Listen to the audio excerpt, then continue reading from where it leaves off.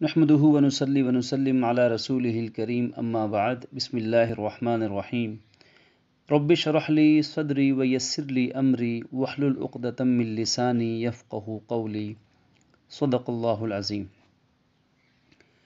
بزرگان ملت، برادران اسلام، آج کی نشست میں آپ کی خدمت میں پارہ نمبر 11 کا خلاصہ پیش کیا جائے گا۔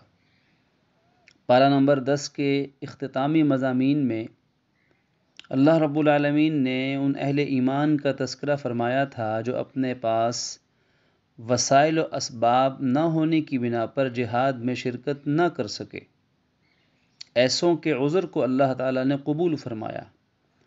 اب پارہ نمبر 11 کے آغاز میں خالق اس بات سے آغاز فرماتے ہیں کہ نبی مکرم علیہ السلام جب غزوہ تبوک سے واپسی ہوئی تو خالق نے عز و جل نے پہلے ہی واپسی سے پہلے ہی اپنے حبیب کو یہ بات ارشاد فرما دی کہ جب آپ مدینہ طیبہ پہنچیں گے تو منافقین آپ کے پاس آ کر جھوٹے ہیلے بہانے تراشنے لگ جائیں گے۔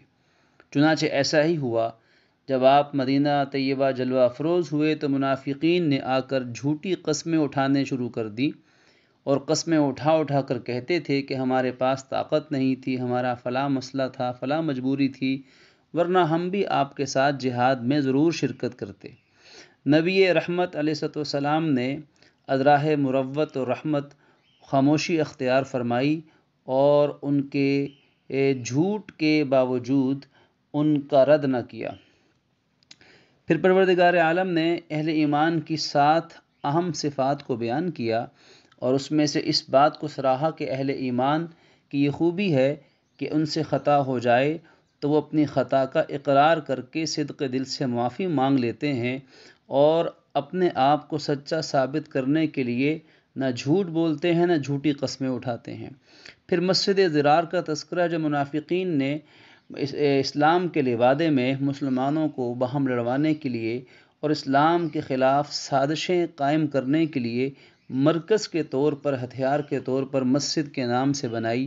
اللہ رب العالمین نے اپنے حبیب صلی اللہ علیہ وسلم کو منع فرما دیا کہ آپ نے اس مسجد کا نہ افتتاح کرنا ہے اور نہ اس مسجد میں کھڑے ہو کر نماز پڑھنی ہے۔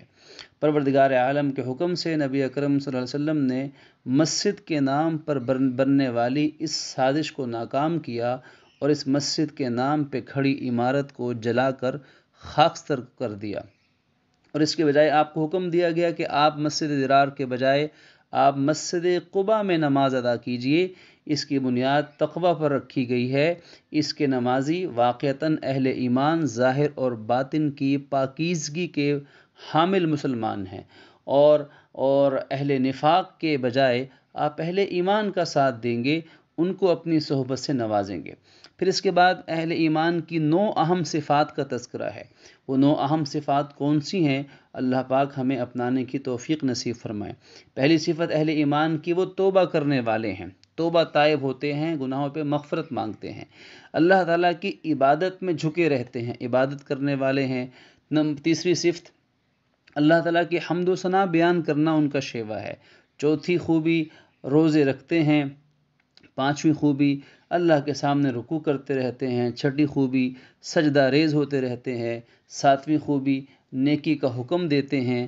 آٹھویں خوبی برائی سے منع کرتے ہیں، اور 9ویں اہم صفت اہل ایمان کی یہ بیان کی گئی کہ وہ اللہ کی حدود کی حفاظت کرتے ہیں۔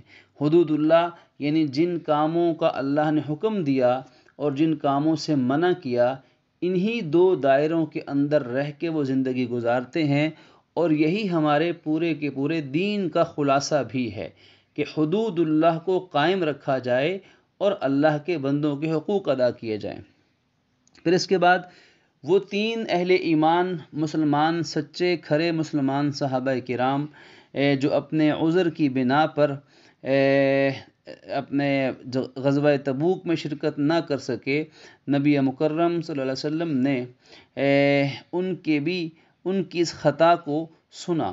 یہ 3 صحابہ جو کہ سچے مسلمان تھے، حضرت کعب ابن مالک، ہلال ابن امیہ، مرارہ ابن ربیع رضی اللہ عنہم اجمعین، یہ وہ 3 صحابہ تھے جن سے خطائے اجتہادی یوں کہہ سکتے ہیں کہ ہوئی تھی۔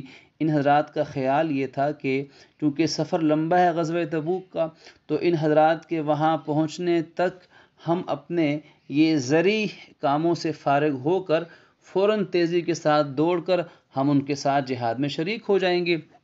لیکن اللہ پاک کا کرنا ایسے ہوا کہ امید کے برعکس پروردگار عالم نے اہل ایمان کو ہر طرح سے فتح یاب فرمایا اور اہل ایمان وقت سے پہلے واپس لوٹ آئے۔ اب یہ حضرات سچے دل سے ندامت اور پشیمانی کا نمونہ بن گئے تھے اور اللہ تعالیٰ اور سے سچی توبہ کرنے لگ گئے تھے، اور انہوں نے آ کر اپنی خطا کا صاف صاف اقرار کیا، نہ ہیلے تراشے، نہ جھوٹ کے پل باندھے، نہ جھوٹی قسموں کا سہارا لیا اور کہا کہ ہماری سستی اور غفلت تھی۔ یہ اقرار کیا اور 50 دن تک ان سے سوشل بائیکاٹ بھی ہوا، اور اللہ پاک نے ان کی توبہ ایسی قبول فرمائی کہ حضور نے حضرت کعب سے فرمایا کہ کعب، تمہاری والدہ نے تمہیں جب سے پیدا کیا ہے، آج تمہاری زندگی کا سب سے وہ مبارک ترین اور بہترین دن ہے جس دن اللہ نے تمہاری توبہ کے قبول ہونے کا اعلان اپنی ابدی کتاب کے اندر فرما دیا ہے۔ ان 3 مخلص صحابہ کرام کے لیے سچی توبہ پر اللہ پاک کے سچے کلام میں عام معافی کا اعلان بھی اترا ہے۔ پھر اس کے بعد اہل ایمان کو چند باتوں کی تاکید کی گئی۔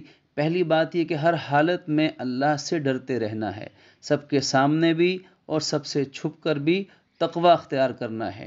دوسری اہم بات کہ منافقت اپنانے والوں سے دور رہنا ہے، اہل نفاق سے دور رہنا ہے، اس لیے کہ صحبت طالح ترا طالح کند، اہل نفاق کے پاس بیٹھنے سے منافقت کے جراثیم انسان میں امڑ آتے ہیں۔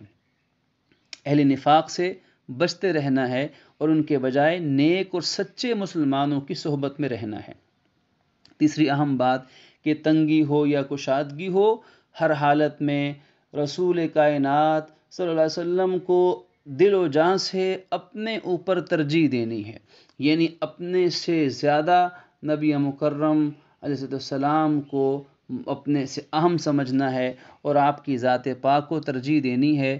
اور چوتھی ایک طرح سے بشارت بھی ہے کہ اللہ پاک اپنے عبادت کرنے والوں، اطاعت کرنے والوں کو دنیا اور آخرت میں بہترین اجر عطا فرمائے گا، اور اس راہ میں آنے والی مشکلات پہ صبر جتنا ہوگا اتنا ہی بہترین ثواب و درجہ بڑھتا چلا جائے گا۔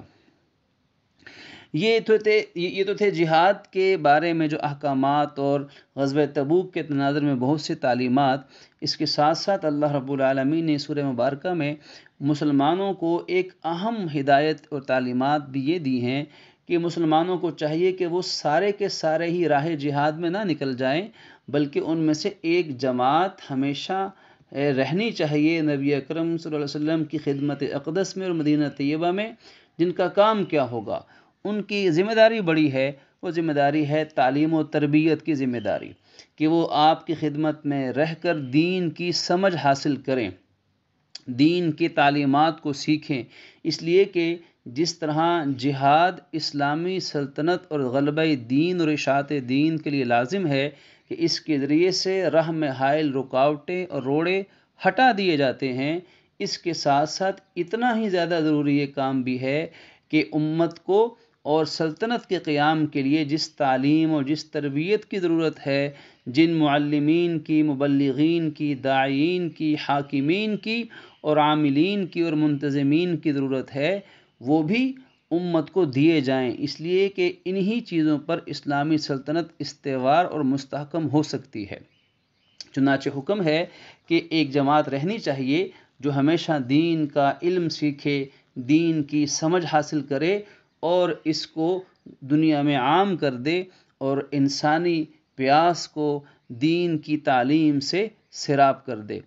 پھر سورت کے اختتامی مضامین کے اندر اللہ رب العالمین نے پھر منافقین کی مذمت فرمائی کہ منافقین وہ بدبخت قسم کے لوگ ہیں کہ ان کی اصلاح کی جتنی کوشش بھی کی جائے اور جتنے بھی انہیں موقع سدھرنے کا دیا جائے تو ان کی حالت یہ ہے کہ یہ اتنے ہی زیادہ گمراہی میں آگے بڑھ جاتے ہیں۔ اور یہ بات عقل میں بھی آنے والی ہے کہ منافقت اس بیماری کا نام ہے جس کی اصلاح کرنا بہت مشکل ہے، اس لیے کہ منافق انسان کبھی اپنے آپ کو غلط نہیں سمجھتا۔ ایک کھلم کھلا کفر کرنے والا ہے، اس کی اصلاح تو ممکن ہے، لیکن منافق کی اصلاح کون کرے؟ وہ تو اپنے کفر کو ظاہر ہی نہیں کرتا، اور وہ تو اپنے بغض باطن کا اظہار ہی نہیں کرتا، تو منافق کی منافقت اور بیماری میں اضافہ ہوتا ہی چلا جاتا ہے، حتیٰ کہ اس کا انجام آگ کے سوا کچھ نہیں ہوتا۔ اور آخر میں سورت کے اختتام پر اللہ رب العالمین نے اپنے حبیب علیہ السلام کے لیے اپنے 2 مبارک ناموں کا انتخاب فرمایا، رؤوف الرحیم کا۔ یہ اللہ پاک کے وہ نام ہیں جو بعض روایات کے مطابق اللہ رب العالمین کے سوا کسی کو نہیں دیے گئے۔ ان سے اظہار ہوتا ہے کہ ہمارے نبی مکرم علیہ السلام ساری امت مسلمہ پر کتنے مہربان تھے، کتنے رحم دل تھے، کہ امت کا مشقت میں پڑنا حقیقت میں نبی پاک صلی اللہ علیہ وسلم کو ان کے لیے باعث گراں ہے، باعث تکلیف ہے، اور آپ امت کی بھلائی کے بے حد خیر خواہ ہیں۔ اللہ پاک ہمیں اپنے نبی رحمت صلی اللہ علیہ وسلم کی قدر نصیب فرمائے، آپ کی محبت و اطاعت نصیب فرمائے۔ پھر اس سورت کے بعد اگلی سورت سورہ یونس ہے۔ 11ویں پارے کی یہ سورہ یونس جو کہ مکی صورت ہے، 119 آیات مبارکہ اور 11 رکوعات پر مشتمل ہے۔ اس سورہ مبارکہ کے بنیادی مضامین توحید، عقیدہ توحید کے دلائل، عقیدہ توحید کی اہمیت، عقیدہ توحید کی تفصیلات کا تذکرہ ہے، اور اللہ تعالیٰ کی قدرت، اس کی ربوبیت، اس کی خالقیت، اس کی مالکیت، اس کی رازقیت، اس کی حاکمیت اور دیگر صفات عالیہ کا تذکرہ ہے، جن سے توحید کا ثبوت ملتا ہے اور توحید کی اہمیت اور توحید کا معنی مفہوم اجاگر ہوتا ہے۔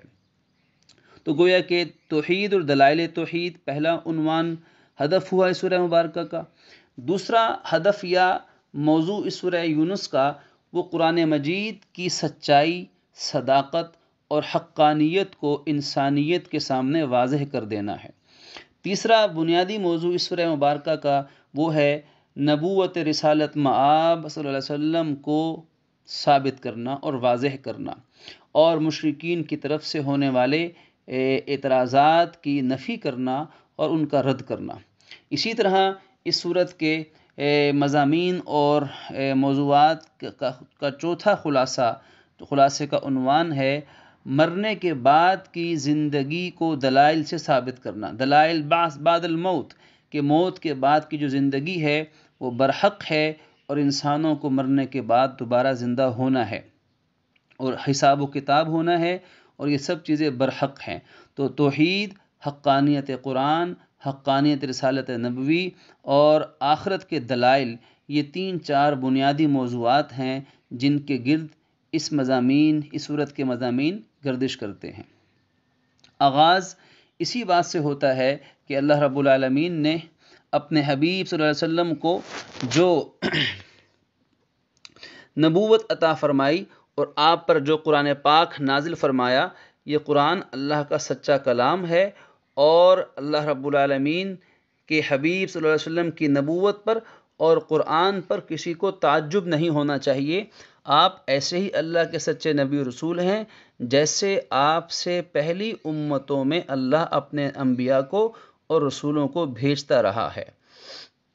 اسی طرح کائنات کا سارا نظام رب کی ربوبیت اور اس کی قدرت کا گواہ ہے، اور رب وہ اپنے اس نظام کائنات میں غور و فکر کرنے کی دعوت دیتا ہے، اور اس غور و فکر کے بعد انسان عام طور پہ 2 گروہوں میں تقسیم ہو جاتے ہیں، ماننے والے اور نہ ماننے والے۔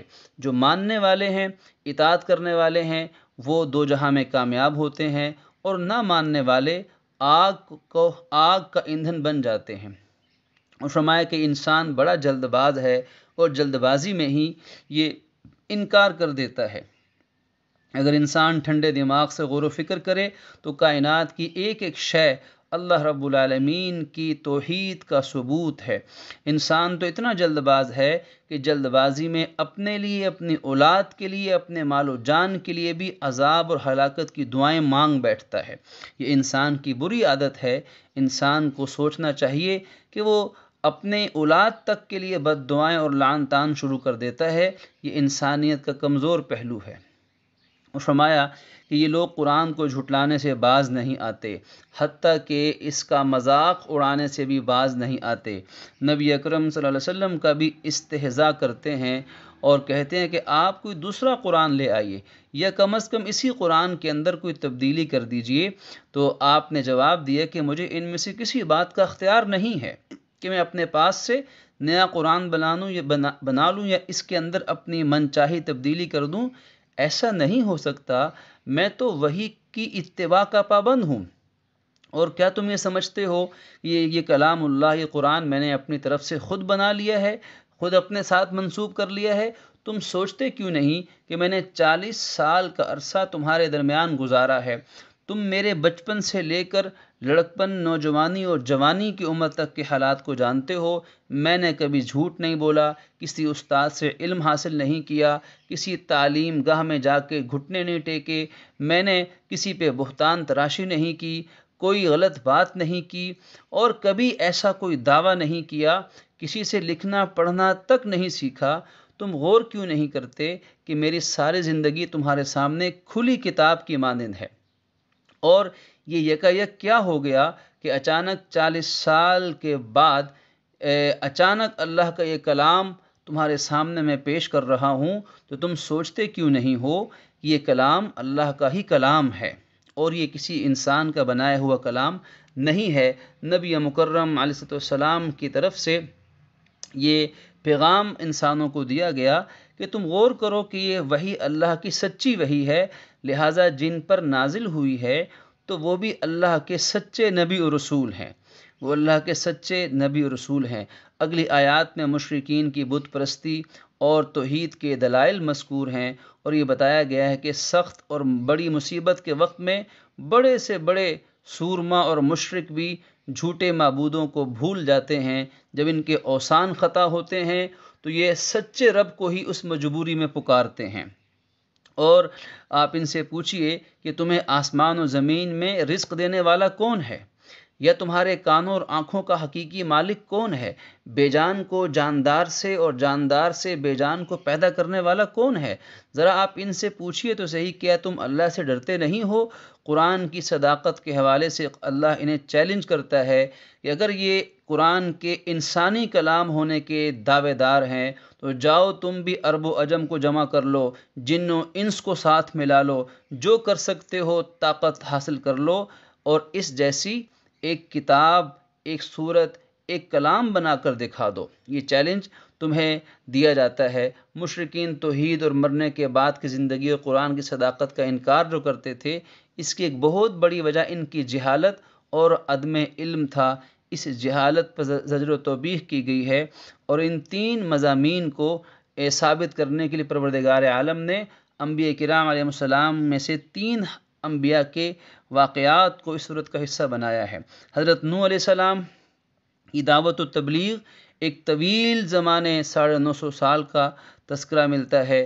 حضرت موسیٰ اور حضرت ہارون علیہ السلام کی دعوت توحید اور دعوت بعد الموت، مرنے کے بعد کی زندگی کا تذکرہ ملتا ہے، اور اسی طرح آخر میں حضرت یونس علیہ السلام کا تذکرہ ملتا ہے، جنہیں قرآن مچھلی والے کی صفت کے نام سے ذکر کرتا ہے، اور انہی کے نام مبارک سے یہ سورہ یونس موسوم ہے۔ حضرت یونس علیہ السلام کا تذکرہ یوں ملتا ہے کہ جب آپ اپنی قوم سے مایوس ہوئے اور اس بستی نینوا کو چھوڑ کر آپ نے کسی اور جگہ کے لیے رخت سفر باندھا، کشتی میں بیٹھے، تو کشتی کے سواروں نے آپ کو سمندر میں، دریا میں پھینکا اور مچھلی نے نگل لیا۔ اور دوسری طرف جو قوم اسلام نہیں لاتی تھی، گناہوں سے توبہ نہیں کرتی تھی، اس قوم کے مرد، عورتیں، بوڑھے، بچے سب صحرا میں نکل گئے، آہوزاری اور توبہ استغفار کرنے لگے، سچے دل سے ایمان قبول کیا، جس کی وجہ سے اللہ کا عذاب ان سے ٹل گیا۔ اور ادھر اللہ پاک نے مچھلی کو حکم دیا، اور آپ لا الہ الا انت سبحانک انی کنت من الظالمین کا نعرہ بلند کرتے ہوئے اس کی برکت سے زندہ سلامت مچھلی کے پیٹ سے باہر آ گئے۔ تو خالق جسے یہ تک قدرت حاصل ہے تو وہ انسانوں کو دوبارہ زندہ کر سکتا ہے، اور اس کی رحمت کے دروازے توبہ کرنے والوں کے لیے ہمیشہ کھلے ہوئے ہیں۔ اور اس کے بعد آخری تعلیمات میں یہ بیان فرمایا گیا کہ فرما دیجئے انسانوں تمہارے پاس تمہارے رب کی جانب سے حق قرآن آ چکا ہے، تو جو کوئی ہدایت حاصل کرتا ہے تو اس ہدایت کا فائدہ اسی کو ہوگا، جو گمراہی اختیار کرتا ہے تو اس گمراہی کا وبال بھی اسی پر پڑے گا۔ اور فرما دیجئے کہ میں تم پر وکیل نہیں ہوں، ایسا نگران نہیں کہ ہر وقت نگرانی کرتا رہوں، اور اے پیغمبر آپ اسی کی اتباع کیجئے جو کلام آپ کی طرف وحی کیا جاتا ہے، اور صبر کیجئے یہاں تک کہ اللہ فیصلہ کر دے، اور وہ سب سے بہتر فیصلہ کرنے والا ہے۔ اللہ پاک ہمیں سمجھنے کی توفیق عطا فرمائے۔ وآخر دعوانا ان الحمد للہ رب العالمین۔